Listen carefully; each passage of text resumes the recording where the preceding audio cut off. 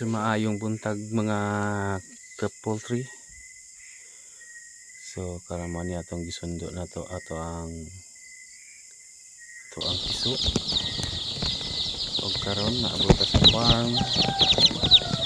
4 kadlaw.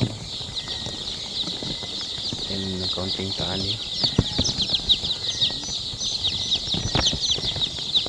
Expected na taani is 46 plus 4% na pakapin gikan sa supplier. So far so good. Pero di man ang mga piso mga ka-poultry.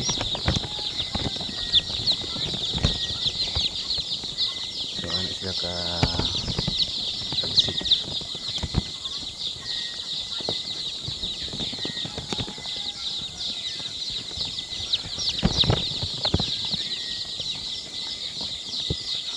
Yan, nag-ihat tayo mga ka-poultry. Kung pila ka buok ang sulod sa isa ka box.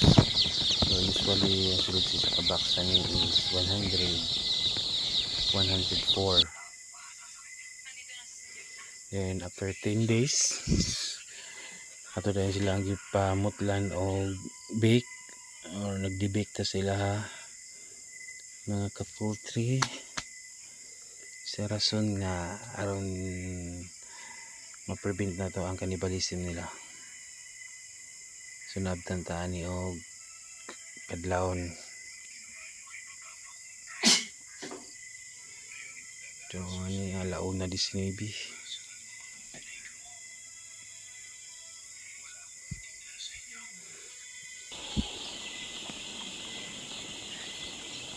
Ug kani mo ni ato ang time sa pagbakuna sila og kamburo. So mana nato sila nabukunahan og kamburo. So mao lang nilang appearance after 13 days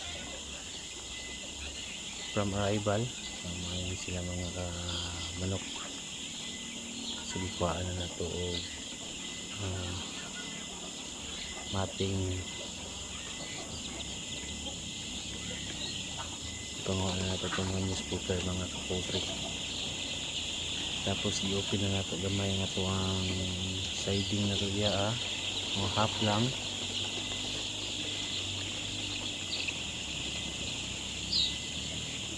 While nag-develop ang ilahang balahibo. So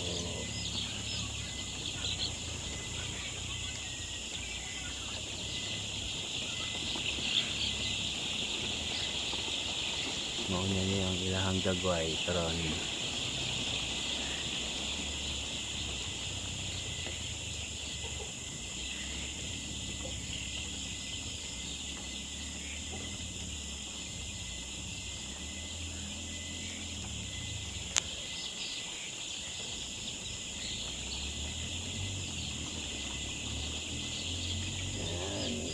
Nice kayo mga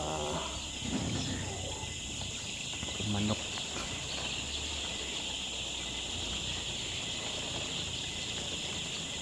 So happy po tayo nga kita ang manage sa inyo, gisaligan.